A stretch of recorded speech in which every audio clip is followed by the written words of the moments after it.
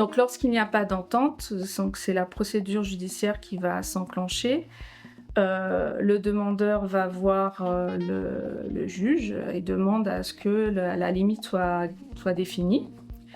Le juge va désigner un expert qui soit inscrit à la cour d'appel ou pas. On peut désigner un géomètre expert qui prêtera serment à ce moment-là concernant sa mission à réaliser.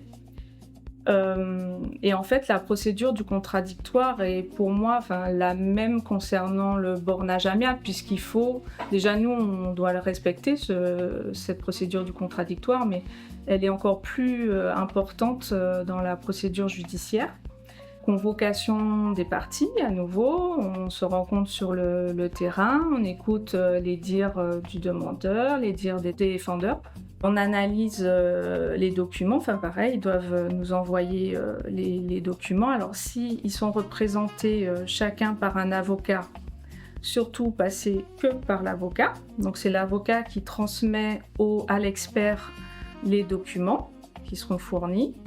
Et si vous n'êtes pas représenté par un avocat, il faut envoyer les documents aux parties et à l'expert. C'est ça le contradictoire, c'est que les parties aient les éléments, toutes les informations en même temps, au même moment. Qu'ils aient l'intégralité des informations, des pièces. Donc l'expert va analyser les documents et donner les faits au juge. Donc faire déjà un pré-rapport, donc par rapport aux éléments qu'il a. Suite à ce pré-rapport, les parties donnent leurs observations, leurs dires. L'expert les relate dans son rapport définitif. Et ensuite, la mission de l'expert est terminée. À ce moment-là, la partie qui veut faire appliquer le rapport de l'expert va faire homologuer ce rapport au juge. Donc il va ramener le rapport de l'expert au juge pour le faire homologuer, donc pour que le juge donne sa décision. La décision ensuite est signifiée à la partie adverse par voie d'huissier, qui a 1 mois pour faire appel.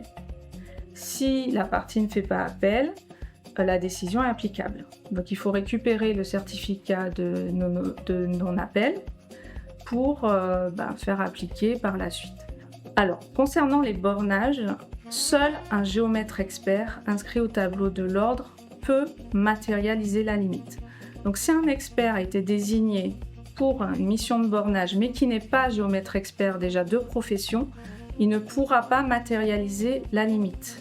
Donc ça sera uniquement un géomètre expert qui pourra le faire. Les experts judiciaires inscrits sont géomètres experts inscrits au tableau. Donc ils peuvent matérialiser, mais attention, ça peut être un autre expert désigné pour le bornage judiciaire. Si un expert n'a pas la compétence, peu importe le métier, même un mécanicien, si par exemple moi je suis missionnée pour faire la mécanique, déjà je vais refuser, c'est pas mon métier, je sais pas faire, vaut mieux voir un expert dans la mécanique. Au niveau du bornage, c'est la même chose, par exemple, on peut avoir aussi des missions où il faut aussi estimer, par exemple le bien, ou de dire est-ce que le talus va tomber. C'est pas mon métier, donc déjà ma mission, si c'est de définir la limite, on analyse ça.